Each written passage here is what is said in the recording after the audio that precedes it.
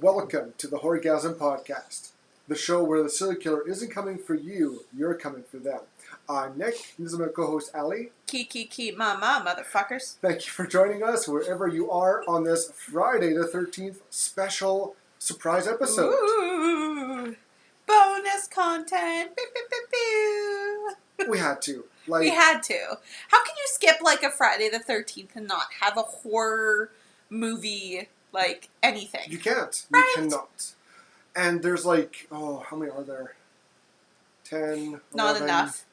12, including very favorite Jason. Yeah. So we got like a good 12 Friday the 13th, content. I know we just do it again. I don't know. Yes. But And I think we looked into like 2020, obviously, which we're in now, and there's only a few this year. there's 3. Yes. I think. So we have a few years worth of Friday the 13th to watch. We'll be doing this for a while. Yeah, and we really like them. It's, I think, the first movies you made me watch when we moved in here. When we got into our little horror tangents, we had to start with Friday the 13th. Yes. Because they're so good. And I don't regret it at all. They're some of my favorite movies now. Like, when people talk to me about horror movies, and I know it's so stereotypical to talk about them, I fucking love these movies. Like, so much. Like, even while we're watching it, it's just so easy to put on and enjoy. Well, I think of all the horror icon villains, Jason's got the top kills. Yes. He got the most. Even when you talk to people who don't know horror movies, they know Jason. They know Jason, they know Michael Myers, and they know Freddy Krueger. Even if they don't know the name, he's the guy with the hockey mask. Yes. And that's iconic. Yes. That's until the third movie, but still iconic. Exactly. And it's such a unstoppable killing machine. Yes. It's awesome. I just love it. I do. I think he's my favorite. Right. I love Pinhead. Pinhead's very iconic as well. So is Freddy. But I think Jason is my favorite just because he doesn't stop. Right. He kills. He kill, mom. I love it. Well, for Talking Chop, why don't we talk about iconic movie people? Sure. Horror movie people. Yes. Like, obviously, because we watched Friday the 13th, we saw Jason, which we'll really get into. Even though, like, he's the villain, I guess, of the series. Even though not necessarily this movie, but he's the most iconic one of the series. And Michael Myers, we've done a couple Halloweens already on the podcast. We did the Rob Zombie ones. Yes. Yeah. Yeah. And so people know that one as well because of the creepy mask. The old William Shatner mask. Yeah. So that's good. And then Freddy, like you talked about. He's got the glove. Yeah, the glove, the hat, the sweater. I was actually watching the new season of RuPaul's Drag Race. There's been 2 episodes. They do runway looks for the first episode. One of them actually dressed up as Freddy Krueger as their look. Cool. Yes. And she won that episode, so. Oh, wow. Yes. And it was like a striped sweater that was down to her knees and then put together by safety pins. Isn't that crazy? And then wore the hat and everything. Yeah. Nice. I was like, so it's like, when horror movies make their way into mainstream, that's how you know. I always think. Speaking of mainstream then, comparing the old ones to the ones now, they're missing that one thing. They're missing the iconic part of them. Yeah. Like, I guess even Ghostface because he got the mask. Right. That's another one, like from Scream. Everybody knows that one. And it's from that. And then it's from when they spoofed it, I think, in Scary Movie with the "What's that?" Yeah. Because everybody knows that. So I'm trying to think of the more modern horror movies. Sure. They're missing that iconic part of them. Yeah. Paranormal Activity. Sure. There's nothing iconic of the demon. What's his name again? Toby. I was going to say Keith. There's nothing besides the little shadowy thing, but that's nothing. Yeah. There just isn't. Sinister. Art the Clown. Yes. He's a clown with makeup. That's it. There's nothing really. And it's been done. Yes. # Pennywise. Yeah. You know? Like, you just don't get those. Yeah, I agree with you. That's something that is really missing in modern day horror movies. Is just that, like, staple character. Yeah. And I think part of it is, we've talked about it before on here, where there's just not as many original ideas. They're remaking a lot. So you're just not getting that, I don't know, original idea anymore. Yeah. Like, as we're watching the first Friday the 13th here, Yes. we were kind of, we just recorded Leprechaun yesterday, and we're just, picking out the big differences Yes. of just how it was made. Yes. With this, the music is gorgeous. Oh, and the it music works is so so well. suspenseful. And the acting, like, it's legitimate, it's really good acting. Yes. Whereas opposed to Leprechaun, it was more slapstick, it was Right. more goofy. The music wasn't quite working. Right. And it didn't help the scenes. Like, there's no No. tension. With I this, just think music is so underrated. Yeah. And it just so badly needs to be good. It does. Mm-hmm. It really...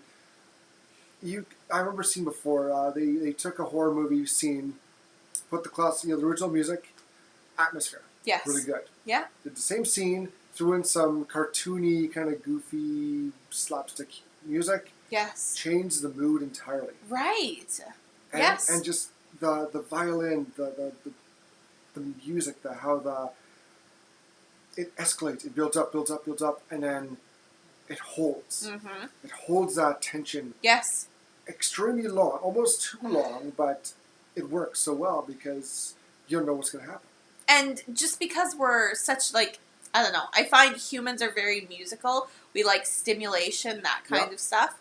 It can do things to you. Like, I always think the reason I loved Apostle so much is because of the music. The movie itself was like, okay, but I bring it up. I've talked about it with my family, my friends, that one scene where he's seeing his sister be pulled through the streets, and it's just that. Yeah. And it's almost like a heartbeat, and my heart started bracing, and I was like,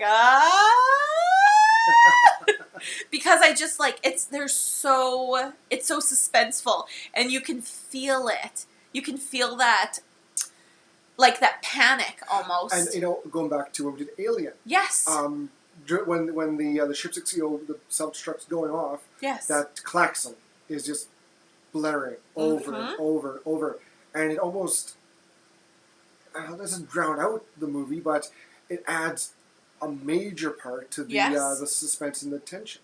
Mm-hmm.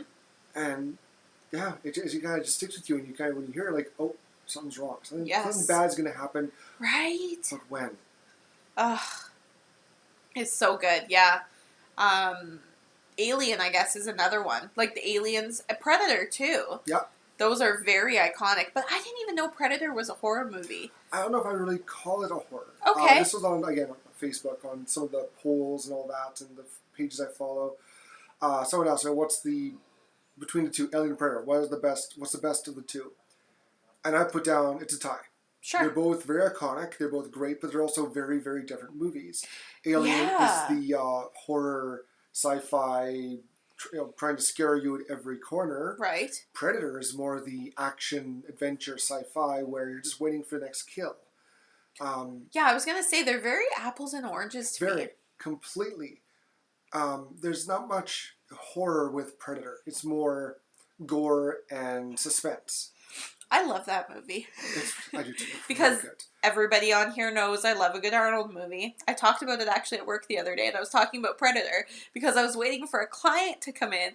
I was like, what are you waiting for? I'm here. Kill me now. Come on, do it.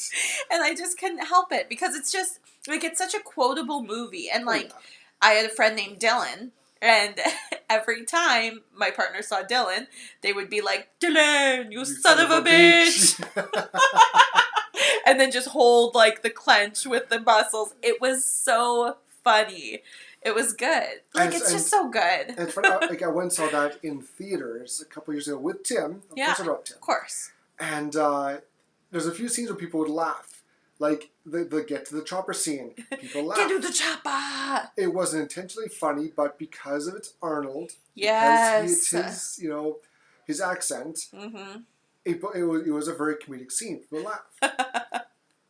It's good. It's, I don't know. But they're amazing. going back to the iconic feel and Yes. looks. Yeah. Like the alien has the long head, the tail, Yes. the inner jaws. Yeah. Everybody knows what Alien looks like. Exactly. Everybody knows what Predator looks like. He's got the mandible. He's got the mask, the shoulder cannon.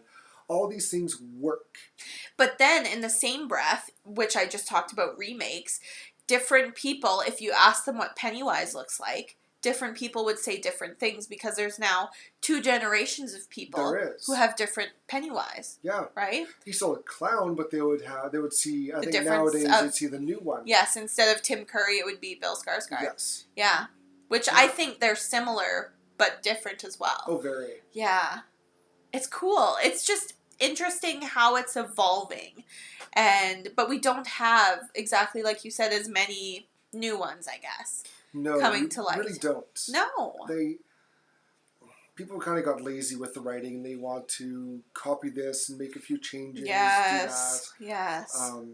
And with Friday the 13th was very simple with bag on head. I was gonna say hockey mask. That was it. That's it. Even the remake they did, which I think is very underrated. It's very good. It kind of skips over the first one very briefly, and then goes right to 2 and 3 with how he has the bag on the face and then he finds the mask. Right. And when you think of Jason, you think of the slow kind of walking, plotting. Yes. In the remake, they made him fast. Yes. They made him kind of smart. And that changes things, but not for bad. Totally. It kind of makes he's more of a threat. Right. So. Because I think dumb and smart killers as well are totally different. Yeah. Right? Like, instead of him just being this clumbering kind of like blah, blah, blah, running after people. And it's implied in the game as well, which we're going to talk about in a sec, that it's, he can, like, teleport almost? That's only in the game. Is it? Yes. That's just for the gameplay mechanics. Okay. Because he's so slow. Right. So it wouldn't be fun. No. But it was like almost, in the movie-wise, it's almost not a trope, but just... Sure. No matter how fast you run, Jason will find you. Right. He'll catch up to you and you will die. Right. Michael Myers is the same way. Yes. He never ran. Exactly. He always walked. He stalks. Yes. That's a perfect word. He stalks. Yeah. Jason, not so much stalks, but he just follows. He's just there all of a sudden. He, That's Freddy Krueger kind of ran. He ran a bit, not so much. But his is also... He doesn't have to chase you, though. He just has to wait for you to fall asleep. Yeah. But in Dreams, though, he's not fast. Like I know he does some quick movements. Right. But he also is a lot more exaggerated with his kills, with his movements. Right. Like in the very first one, he's walking down the alley, just walking. Yeah. But he's got the long, kind of strangly arms, and they're squeezing against the walls, and it's creepy. So... I think Nightmare on Elm Street were the only ones that I watched with you. I wasn't really scared.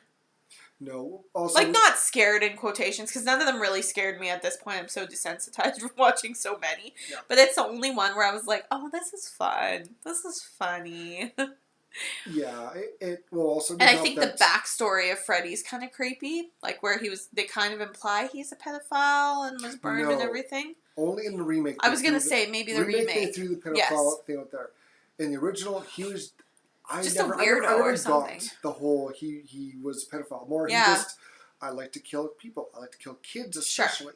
Yes. That's what I kill. I kill kids. Right.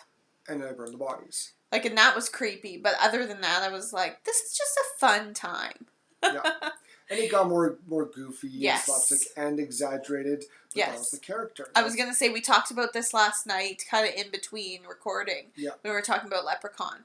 And it was just like, and I was trying to explain to you, like, I don't know what makes it so different. But Nightmare on Elm Street is fun to watch. And I just didn't enjoy Leprechaun. I don't know. I think... Maybe it's me. Maybe it's a specific... No? I think the whole Friday the 13th could happen. Sure. It's based on something kind of real. Real. Yeah. Even though he becomes a zombie. But and I think that's so much scarier. And it has a more realism feel to it. Same with Nightmare on Elm Street. It works so well because the visuals. Right. they didn't take itself too seriously. Yes. But also... Like, not from the beginning. No, but also it had... Like, this could happen.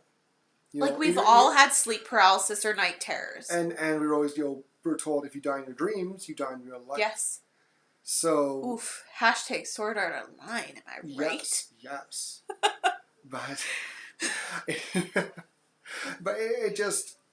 Leprechaun had a very goofy, this is obviously pretend feel to it. Yeah. Like, almost like it was trying too hard. Yes. I don't know. They really pushed the comedic value to a little too much. Even with Hellraiser. Yes. Like, there was no comedic or funny. There was a pure, straight horror. Yes.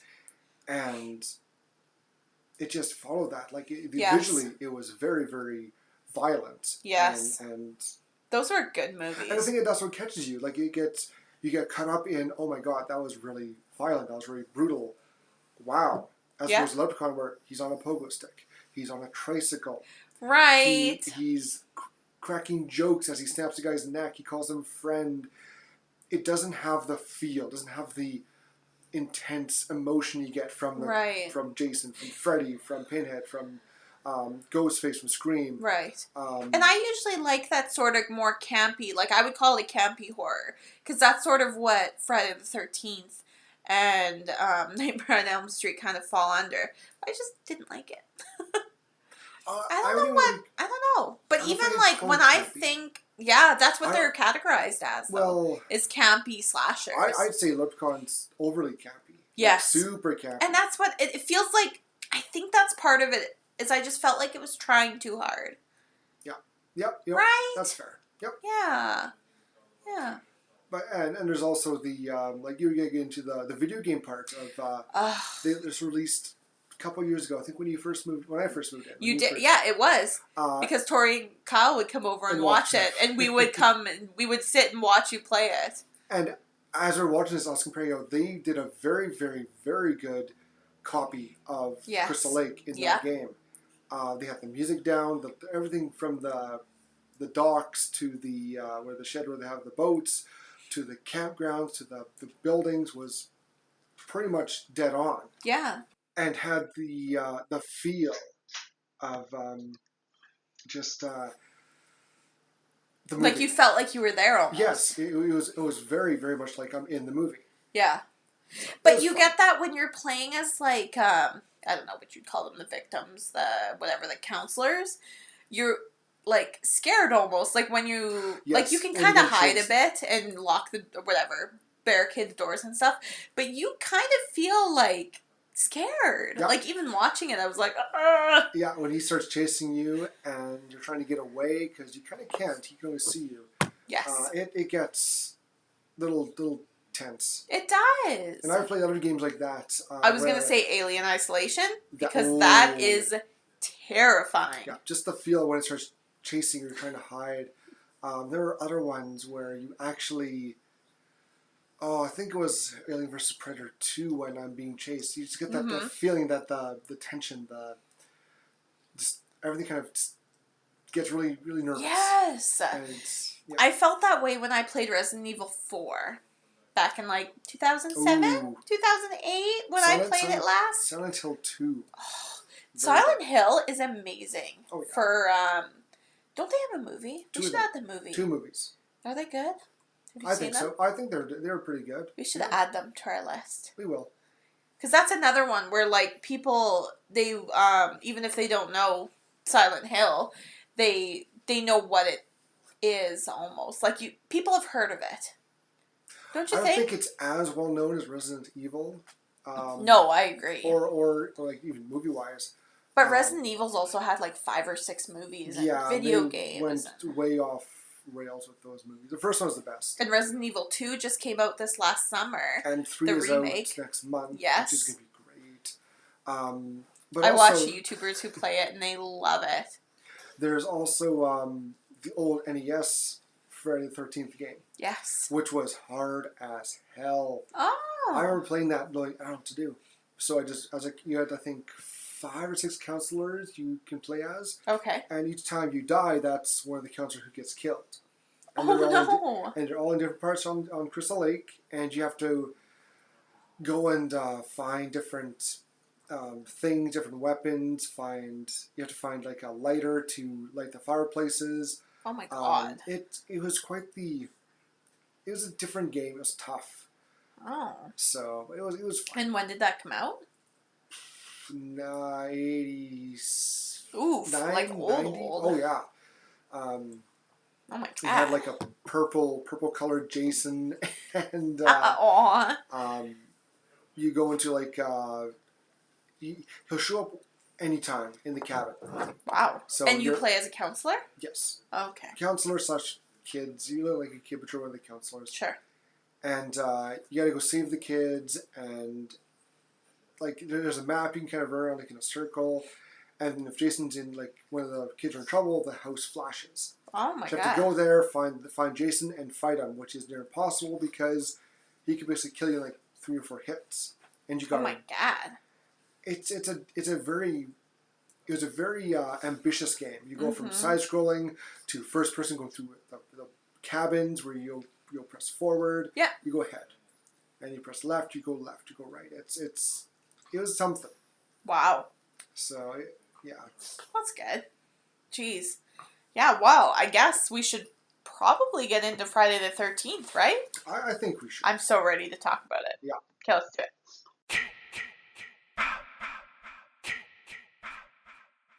All right. So, obviously, you can tell from us talking that this week we watched Friday the 13th.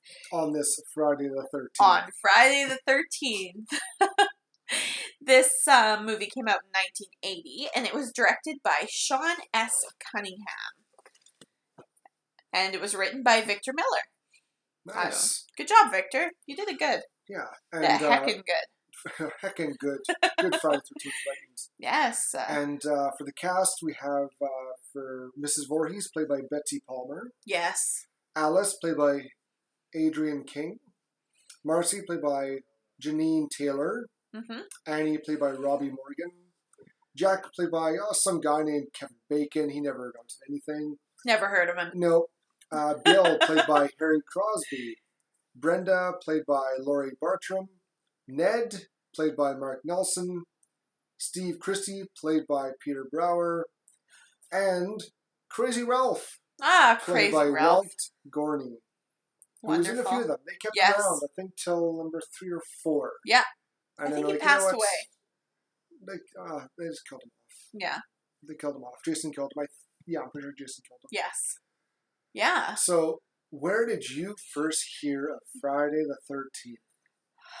Man, I don't even remember when I first kind of became aware of it, I think. Just, like you said, kind of when we were talking chop, it was always kind of there. I knew who Jason was. I knew what Friday the 13th was. But I never really watched horror movies. So I never watched the movies, obviously. But then when we moved in and we started watching them, I was like, wow, these movies are amazing. Like, I love them. Yeah.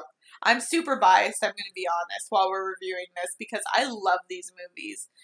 I just think they're such a great slasher, honestly. And they get the R rating is very deserved. Because Yes. you get the violence. It is graphic. For a 1980s, I think it still holds up. Oh, definitely. And you got the sex and some nudity. Yes. It's really... It's a horror movie. Yes. Every box it checks off. Absolutely. But when you have Tom Savini as like your gore and special effects guy, it's going to be amazing. Yeah. And it'll hold up for years. Like it's been 40 years literally 40 years since this movie came out. You have the master at work. Yes. In his element. So yeah, it's just such a awesome, just awesome movie. And absolutely. I think when I first heard it, was always it's like pop culture. Like I just knew it was something always known of. Everyone knows of Friday the 13th. Everyone knows of... Everybody does, yeah. I just never got to watch because it was for adults. It was not for kids. Absolutely. So, yeah, it was just... I don't remember. Yeah, because it came out before knew. you were born. Yeah. So you mustn't have watched it until you were older. Yeah. Like, do you remember the first time you watched it? Go back into your psyche. I gotta think about this now. I think I was 14, like a 15? teenager? Yeah, I was a teenager when I watched it. Okay. No, I take that back. I watched it when I was like 11 or 12. Okay. If not younger. A friend of mine from school. Yeah. He was watching them. I'm like, ooh, what's this? We're watching Friday the 13th. I'm like, oh, that's scary. Let's watch it. Mm-hmm. And that was with all the... I think I didn't watch the first one first. The first one I saw was number 3. Oh, 3 and 4. okay. Those are good ones. Oh, yes. I like those a lot. Mm-hmm. So I really remember watching 4. I think it was 4 first because it... they had they're watching the porno, like the old porno on the 8mm, and some of the kills, I was like, holy crap, this is something. Yeah. And as young Nick, I wasn't so much scared, but I was just enthralled. And this also, like, as a young kid, hey, there's nudity. That's really cool. That's always a plus. I was young. But obviously we haven't grown up much because every time there's something on the screen and we're just like, boobs! Yep. Boobs! It said boobs. Our whole house knows when there's boobs on the screen. And I do it, honestly, even when you guys aren't home. I believe it. I can't help it. It's just like, oh my god, boobs! Boobs! and it's very tasteful. Yeah. The first one, there's not much. There's a little bit during the Kevin Bacon sex scene. Right. But that's it. Yeah. A lot of non-bra wearing spots and some bra, but it was also the 80s, 70s, yes. 80s, right? Yeah, it's not terribly explicit, so no, which is nice. Like I don't know. I don't mind some tasteful nudes. It's got the one little sex scene, right? Nothing too graphic, nothing too severe. Mm-hmm. Tasteful. Yeah. It's easy kind of for you want to watch with young kids or you're a little more sensitive to that. Yeah, there's not much nudity in this one. You kind of skipped ahead. Exactly. Yeah. But I remember. Yeah, when I first saw number 4, it was the first one I saw. Awesome. And then I kind of got the itch and I watched them all. And again, go back to I've said this before. When I was young, I'd go through the horror section of the VHS store. Yes. I always come across Friday the 13th. I'd always take the box out, I'd flip it over, and look at the pictures on the back, thinking, "Cool." Yeah. Cool. I'm not going to watch this right now, but cool. For the next one, and yeah, I can easily remember seeing the artwork on the back, and it looked the VHS great. cover. Yeah, awesome. It looked great. Cool. Yeah, I miss VHSs. I'm just gonna say it. I miss them. I don't know. Be Kind, Rewind, like all that kind of stuff. Yeah. It's just so lost, you know. And some of the covers for this, like yes, I think number 2 had the first one has just the Camp Crystal Lake, yeah, with the kind of silhouette of the killer, who we don't know what is until later. Number 2 had someone behind a sheet with the knife blade coming through the screen, and. Yeah, I just another thing that's really missing, the artwork. Yes, the covers. Now because you don't have to anymore. Everything is streaming, and what do they do? Basically, a movie poster, and that's it. But that's the thing. The movie poster was so good. Yes. So detailed and original. Yes. Don't want to give away too much or all, but it was just cool. Yeah. Goodness gracious. Well, we should get into actually reviewing the movie, I think. Sure. Let's do it. Okay, so let's start with... We start with some Kumbaya singing. Oh, yes. We sure do. 1958, Camp Crystal Lake. Yes, very, very before we were born. Yeah. We got Barry and Claudette and others singing Kumbaya. And after the song, they sneak off to go have a little hanky-panky. Woohoo! And...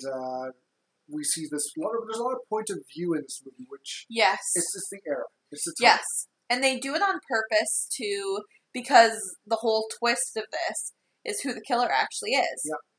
I mean, there was some good red herrings in this movie. Really good. It's really good. Could be Crazy Ralph. Maybe it's the one guy who killed the snake. Yeah, killed the snake. Because he's like, that's when I brought it up when we were watching it, is he kills the snake and he's just staring at it and staring at everybody else while holding the axe. Looks at the machete and he's like, ooh. This is fun.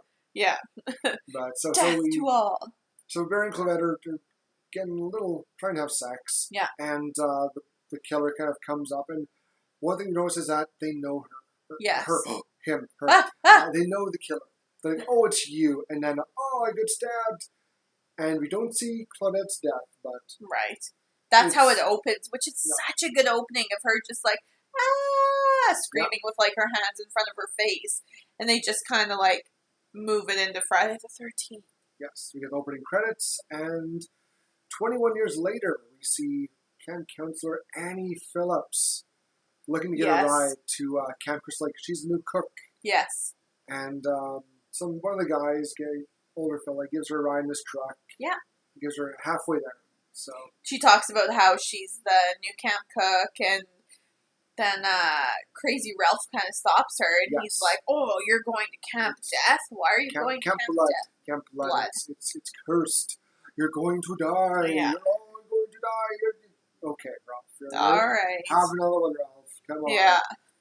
And so they kind of give her a little bit of a backstory on why it's been closed for so long. Yes. There's the boy drowning, 2 counselors were killed, there's fires, more people were killed. Yes. They just close it down. Yeah. And she's like, oh, whatever. That's just malarkey. Nothing's going to happen. There'll be kids. It'll be great. Even the driver's like, maybe you don't want to go there. Go home. Don't bother. Yes.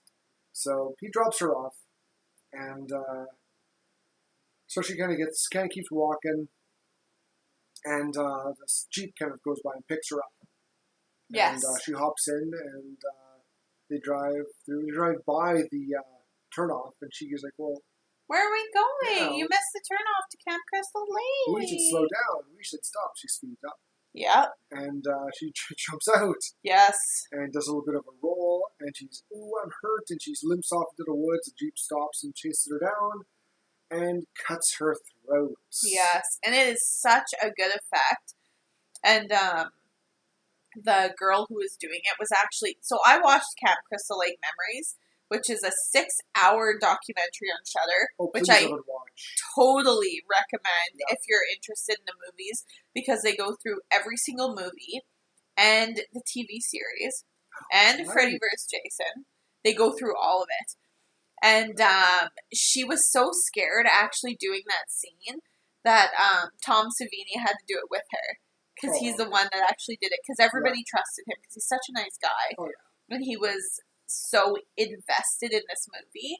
Like, he talks in the documentary about how proud he is of the special effects in this movie. And it shows. Oh, definitely. Like, it is so... The special effects in this movie, you could do them modern day, and they would totally stand up. They look so real. And it's too bad that Siskel and Ebert just shit all over this movie. And he hates horror movies, I never did care for Siskel and Ebert. Ebert was a dick.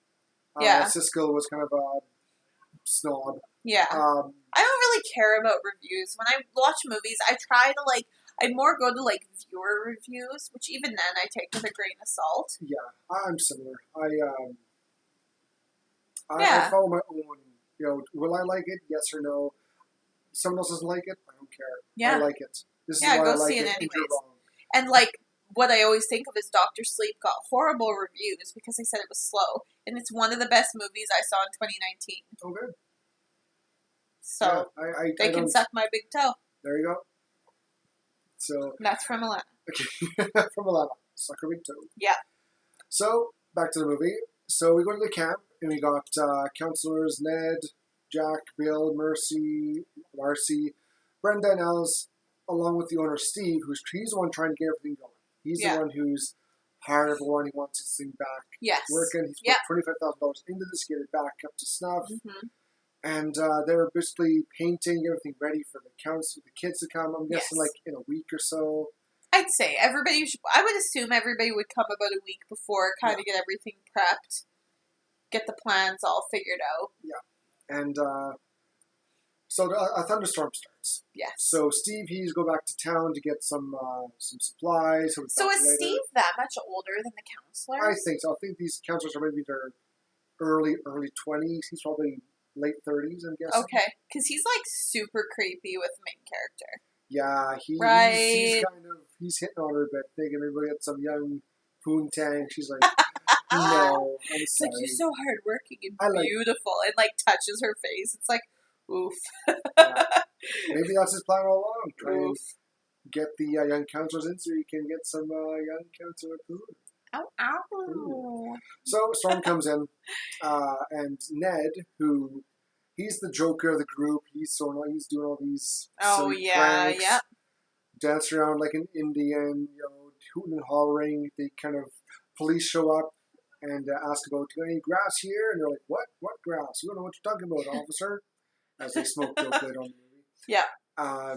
And he's kind of watching, seeing who was it? Not Ned. Jack. Yes. Jack and Marcy, I think, or Brenda.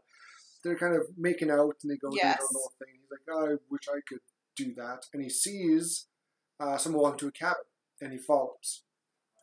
And it was Jack and Marcy. Yes. So they kind of go on. They go into the same cabin he walked into, and they decide to have sex. Of course. And they do it, and as they're kind of in the process, they go on the bottom bunk. Top bunk, you see nice dead Ned with his throat cut and a bit of a shocked look on his face. But it's interesting that like they don't see him, like, because he's like not hidden at all. No, I think they're too busy making out. Canoodling. Super canoodling. Ooh. So they finish their little sexcapade. Sexcapades? Sexcapades. Oh, that's a good word. And also at the same time, the other three are they don't know where Annie is. Mm-hmm. They think she didn't show up. They're playing Strip Monopoly. Oh yes. Which it looks fun. So, anyways, after Jack and Marcy have sex, Marcy goes to the bathroom. Yeah. And Jackie lights up a doobie and just relaxing on the bed, thinking that was some good coitus I just had.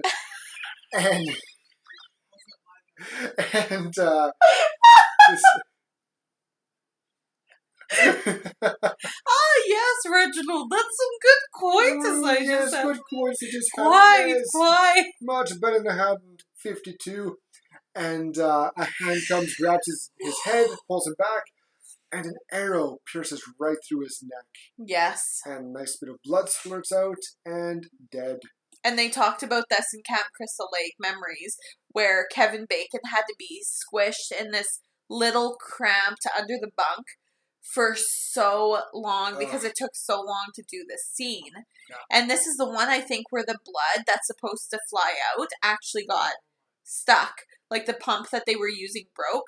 So the guy doing the special effects had to go under it and blow it out. Yes. He had to blow it. And it actually squirted out so good that they were like, it was a good Let's use that tape. Such a great effect. Yes. Such a great effect. But that's what we're talking about. Like, if I saw this today, I would think it was real.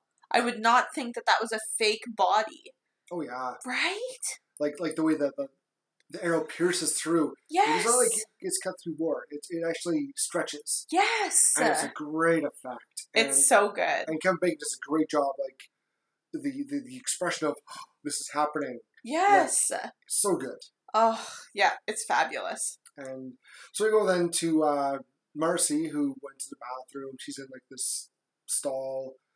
And this is what really works in this movie is how it's not quick. No. They take their time. They do the stalking so well. Like, she hears a sound.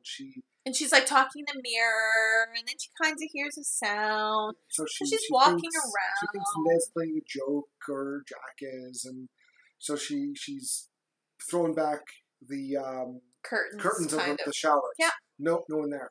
Throws another one back. Nope, no one there. What's going on? And as she's kind of pondering, you see the shadow of an axe Yes. come up.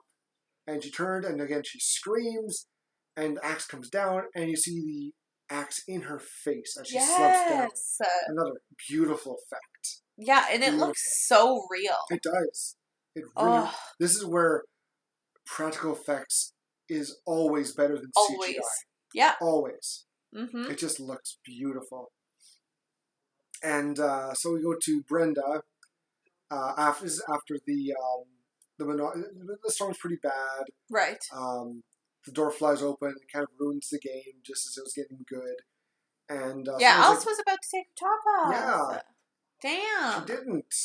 Brenda was down to her bra and panties, and I forget the other guy, Bill. Yeah. Bill was down to, I think, just his shorts. Yes, he was. So, wind blows the door open, kind of ruins the game. So Brenda's like, you know what? I'm done. Yeah. I'm just going to go to bed.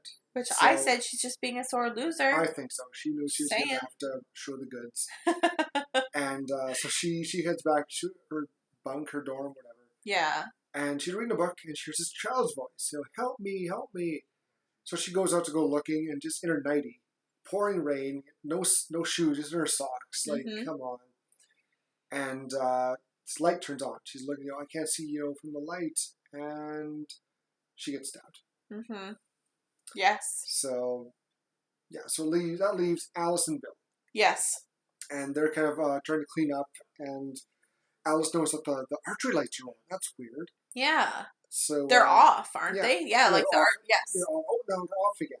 So they go and kind of investigate. Yeah, and Bill comes to check on her, and she's like, "Bill, the lights are off," and he's like, "Oh, well, I guess I should go investigate." And she's like, "Can I come with you?" Okay. Like, okay. Oh, I guess. Yeah. And they go and they find the axe in Brenda's bed, which is weird. So like, and the smart thing, let's go call the police. Let's make some phone calls. Phones are cut. No phone lines are working. And as they're trying to call, we get sort of like we're looking in a window as like a POV almost. Yeah. And then it zooms out and you see the line across the top of the cabin and it's cut. Yeah. Yeah. So we know it's obviously been cut on purpose. It's not just the generator out. Yes. Tempered. Yes. So they're like, well, what do we do? And also they go to try to use the one truck, and it doesn't start. So Bill, and then the power goes out. So Bill's like, well, I'll go to the generator. Well, probably out of gas. And Alice goes, so she kind of tries to have a snooze. Yes. Yeah, you sleep, I'll go look. And she kind of wakes up, Bill. Oh, yeah, I was looking for the generator. So she tries to go find him. Opens the door, and there's poor Bill. Yes, on the back of the door, put on the door with arrows. Arrow in his eye, his chest, his side, his groin. He's stuck. Yes. Against the door. And dead. And so she freaks out. She runs back to the main cabin to hide. And suddenly Brenda's body gets thrown right through the window. Yes! And she's all tied up and cut and... Ugh. And so Alice is having a bad night. This is not going well for her. So she runs out. And there's a Jeep pulling up. She thinks, oh, it's Steve's here, finally. And no, it's not Steve, it's this older lady, Pamela Voorhees. Yes. And she, oh, who are you? She's like, oh, I'm an old friend of Steve. I've worked here. I was an old... Yes. Yeah, I'm a friend of the Christies. I was a cook, I've been here. And she kind of... She's like, well, there's nothing here. You're scared. It was the thunder, it was lightning, the storm. And she's like, no, there's dead people here. Oh my God, please believe me. And she's like, okay, well, show me. Yeah. So she takes her into the cabin where Brenda is and shows her basically there's a body there and everything. And Ichabod's making her way through my microphone here. And she's out cold.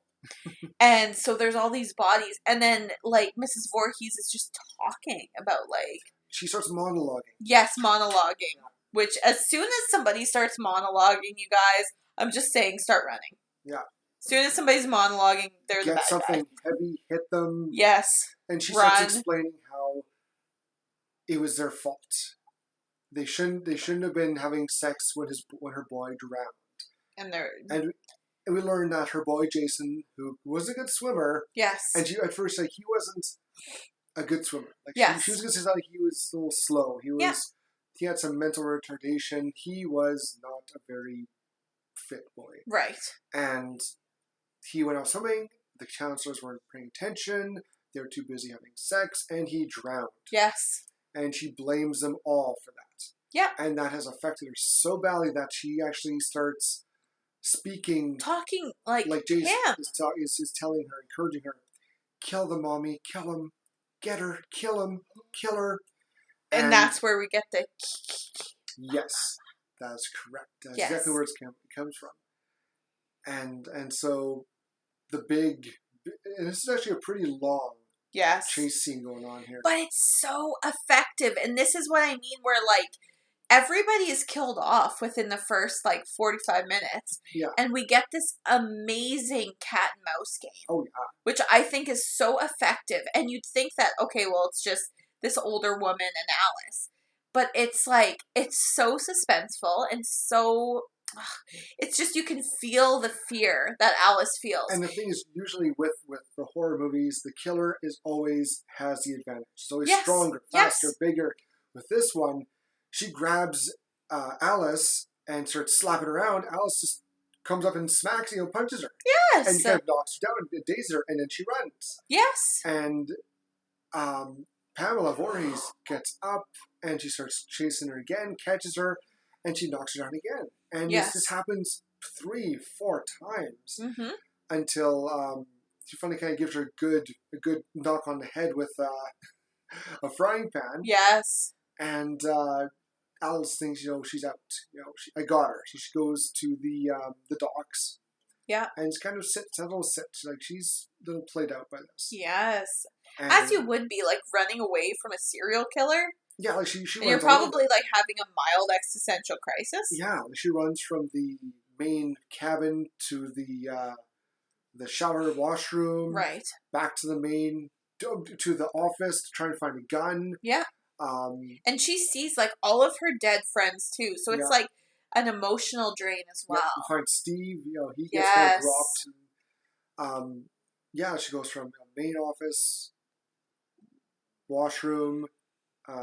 Counselor office with the gun and tries to break open to get the bullets and yes. she can't, and she even pretends that there's bullets in the gun. She yes. points at her, mm-hmm. and Alice isn't dumb, no, but she doesn't finish her off. She right. just keeps. I've knocked her down. I can get away again. Oh, she keeps catching me. She ends up hiding in the pantry. Yes, and Pamela Voorhees eventually kind of finds her and breaks through. Has a little bit of a here's Johnny scene. Yeah. She and breaks one board. Yeah, and she has the machete with her, which was used to kill the snake. It's interesting. I find in the scene where she breaks the board and is kind of peering in, she's so sinister in that scene. Where this she's not an off-putting lady, but it's just how they use the lighting and the scene. And she takes her time. Yes. She's very methodical. She doesn't rush in, which she probably should have. Right. But no, she's stalking, like prey, exactly. like she's like a hunter. Yes. And Alice does a great job. She always has something to kind of defend herself with instead of the other girl. She kind of screams and cringes and I'm gonna die. Alice, she's a fighter. Absolutely. She is not gonna just roll over and let this woman kill her. Mm-hmm. And they eventually end up at the shore, and Voorhees, she has the machete. She tries a few times. She tries to choke her. Alice pushes her off again. Yes. And we get to a nice slow motion. Again, the music here is so powerful. Yes.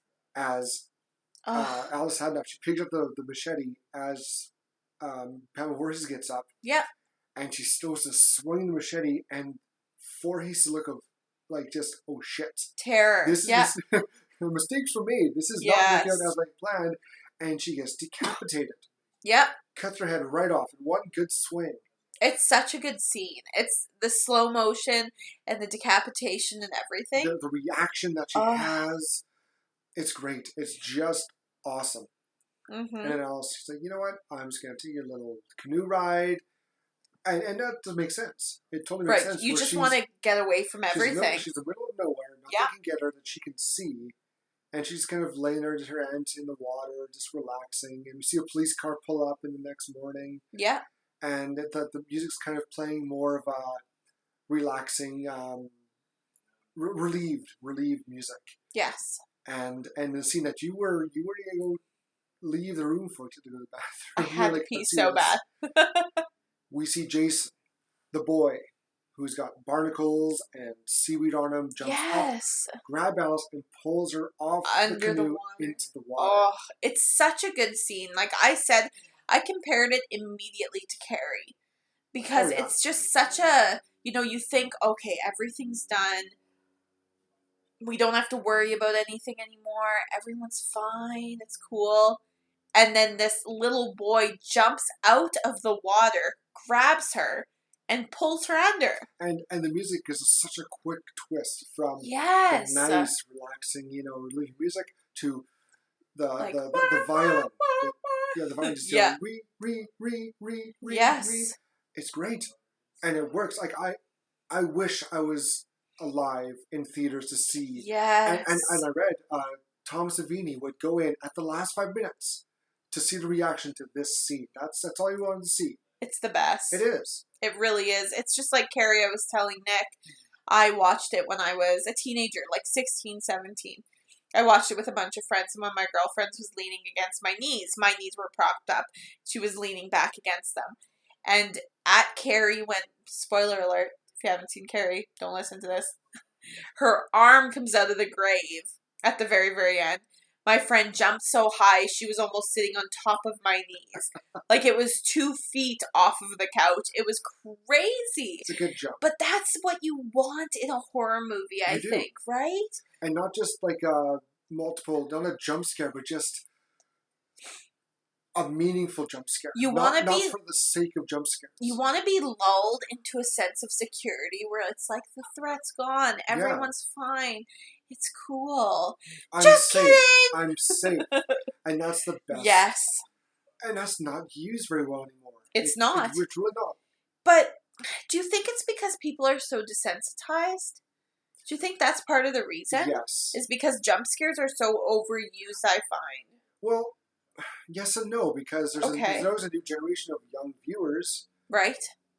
I'm sure a good, classic jump scare like this would work. But I'm just saying, because of helicopter parents these days, I don't think viewers are that young anymore. No, that's right. Watching it. There's nobody sneaking into the basement, popping a VHS and watching these. That's right. That's right. I think you got that around the head. That's right. It's very sad. Especially, if you're going to watch a movie, what's this? Rated R. Well, this isn't for you. This has got nudity. This has got violence. Yes. Here, let's watch something else instead. Let's watch... Let's put on Frozen. Yeah. That's sad. I watched Frozen 2 and it was not good, and I'm sad about it. So I'm still really salty about it. So, anyways, that's not how the movie ends, though. We have Alice waking up in the hospital, asking, what happened? Yes. And kind of, you're okay. The police had to drag out of the water. And she's asking, what about the boy? Yeah, what about the little boy? What about the boy in the lake? What about Jason? And it's funny, the sheriff, who should know about Jason and the story about this, who's Jason? There's no boy. There's just you. And she's like, well, then he's still there. Yes. Which just opens up all the sequels. Yes. So well. Thank you so much, Alice. And the movie ends with the camera kind of zooming in on the lake. Yeah. And some bubbles. Kind of like some just little bloop from the... So good. And end. And that's Friday the 13th. Yes. Oh, it's so good. Nick, this is so good. This is how horror movies are done. This is how they should all be. Even though I don't find it scary now. Right. It's just the music. It's got the whole It's still got that suspense. Everything that should be in a great horror movie, it checks off. Absolutely. I even love, like, in the beginning of Scream, Yes. When the killer is asking all these, horror movie questions. That's one of the best beginnings of a horror movie. It really is. Ever. With Drew Barrymore. Yes. And he asks, her, who's the killer of Friday the 13th? And she just runs to the yells out, Jason Voorhees. He's like, no. It was his mother. Yeah. You suck. And I'm sure a lot of people who saw were like, huh? Really? And I bet they went back Spoiler and watched, alert. I bet they went back and watched it. So Absolutely. Because when you think of Friday the 13th, you think of Jason. You do, 100%. That's the killer. And in this movie, Jason isn't in the movie until the last 5 minutes. Yep. He's just a little boy. And he didn't kill F.A. Nope. So, how many Horr-Gasms would 5! Good answer. Why? Why 5? I think the camera angles, the music, Yes. the twist ending, the suspense. This is all the elements that I look for in a horror movie. Yep. Am I scared nowadays, 40 years later? No. No, I'm not. No. I don't have to be scared when I watch this movie. But it is so enjoyable. Yes, it is. Very enjoyable, very entertaining. And if you watched it with somebody who didn't know the ending, who wasn't aware of what would happen, I think it would scare them. Yeah. And I think that's exactly what a horror movie needs to be, is iconic. Yeah. This one keeps, it kind of, until the very, very end, Yes. it sticks to the realism. Like, just some crazy woman, serial killer, and she's got a motive. Like, yes. Her child and you died. don't know it till the end. No. You really don't. And that's what I think, like, Black Christmas was missing, is, like, why? Yeah. And Black Christmas didn't have a good why. This has a perfect why. And you know exactly why she's killing counselors. You know exactly why she's killing. She's got the best motive, out there. Yes. Her child was killed. And then also to add on top of that little bit of derangement where she's almost embodying Jason at the same time. Yeah, she almost has like a schizophrenic episode where she is Jason. Yes. It's really creepy. And you get out of that, that perfect, that kiki mama. Yeah. You get that perfect, the most iconic sort of phrase. So what would you rate it? A 5. Right. I have to. It's so You good. have to. It's got great practical effects kills. It's got Kevin Bacon in there. It's got the second final girl, I guess. Yes. Not the first. That's with Halloween. But she puts on one heck of a good fight. Right. And it instead of going against, again, like I said before, against something that's so supernatural or just physically overpowering. Yeah. She puts up a darn good fight. And then yes. The music just sets the mood beautifully. Mm-hmm. The storm works too. I love this movie. It's such a good movie. It is. And they get better. They do. As it goes along. Then they get not so good. Then they get better again. Yes. But as you do when you have this many movies, like, I think obviously not every one of them is going to be perfect. But you kind of go through, like, the next, 3 or 4 are great. 5 we love. We love 5. Yes. Although even though 5 doesn't have Jason. No. But it dips a bit. Yeah. And then it comes back up. Like, they're just... And I never watched a Friday the 13th and thought, ugh. Like, I remember stuff about it. I remember kills. I remember characters. And to have that many movies and to remember characters and stuff, like, something special. Oh, yeah. Right? Like, if you can... People can leave the theater or after watching this at home. Yeah. And a week later, 2 weeks later, and say, oh, yeah, I remember that one scene from Friday the 13th where he gets the arrow through the neck, or the music. Yes. That's something. Right. Like, I'm sorry, but with some of the movies nowadays, again, there's nothing like, oh yeah, this was really good scene. It's more, I saw a horror movie. It was, yes, exactly. It was good, but then I have no lasting recollection after. Nothing sticks. Yeah, I agree. Yeah. It's too bad. Yeah. But, watching movies like this makes me remember, like, it could happen again. Right? Yep. There's something special out there. Tom Savini's still alive. He could do more. He does a lot of good movies. There were talks of doing another Friday the 13th to introduce Jason's dad.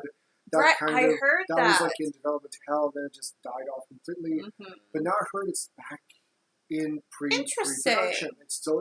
I heard something's kind of greenlit of another Jason movie. Awesome. Which would be great. I would love to see another Friday the 13th.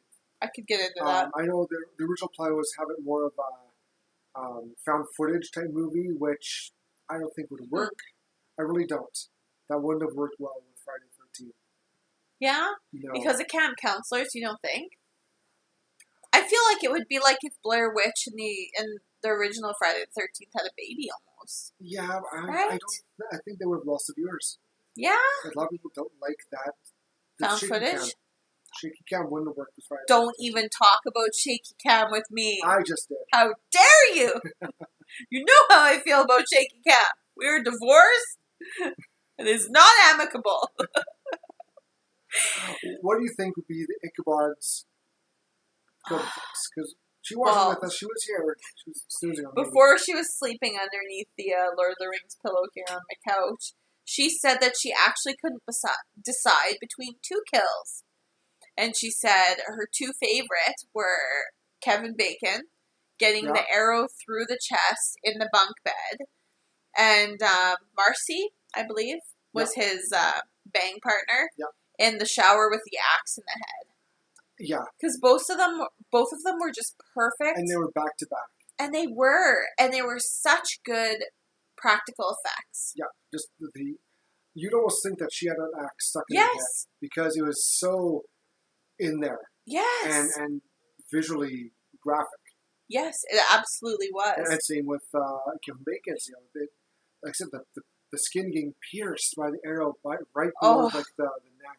Like, and you could see it happening. Like, it's like stringy and rubbery when it's piercing. And the one spurt of blood. Oh. That is how it would happen. Yes. Yeah. It's great. It was fabulous. Those are two of the best kills in this film. There's some good ones. Again, all the practical effects in this are phenomenal. Like, Annie, the cook, getting her throat slit is such an iconic scene. And Tom Savini is so proud of that scene. Yeah. And it's like, all of them are really well done. Really real.